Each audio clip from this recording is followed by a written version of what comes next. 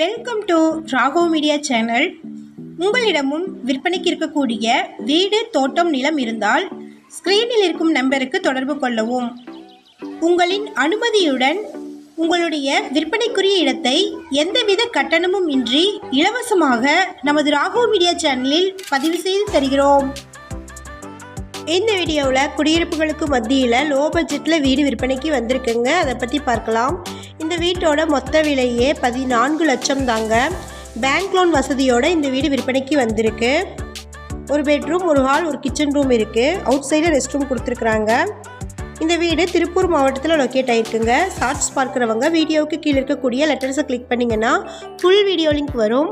Full வீடியோவில் இந்த வீட்டினுடைய ஃபுல் அட்ரஸை மென்ஷன் பண்ணியிருக்கிறாங்க. ஃபுல் வீடியோ லிங்க்கில் செக் பண்ணிக்கோங்க.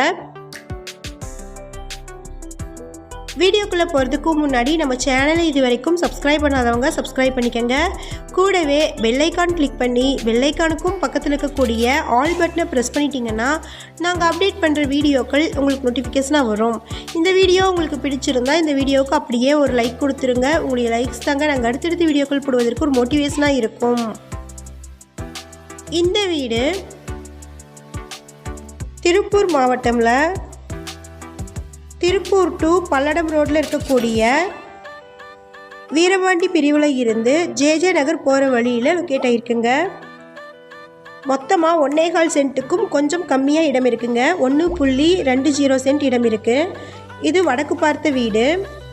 இதில் 8க்கு 10 சைஸில் கிச்சன் ரூமும், 10க்கு 10 சைஸில் ஹாலும், 8க்கு 10 சைஸில் பெட்ரூமும், அவுட் சைடில் 5க்கு 6 சைஸில் ரெஸ்ட் ரூமும் இருக்குது. இபி சர்வீஸும் வாட்டர் கனெக்ஷனும் இருக்குங்க. இந்த வீட்டினுடைய மொத்த விலை 14 லட்சம். இந்த வீட்டை பற்றின மேலும் விவரங்களுக்கு வீடியோவில் இருக்கிற நம்பருக்கு காண்டாக்ட் பண்ணுங்கள். நம்ம சேனலில் போஸ்ட் பண்ணுற வீடு, நிலங்களை வாங்கும் முன் அதன் அனைத்து ஆவணங்களையும் சரிபார்க்க வேண்டியது உங்கள் கடமை.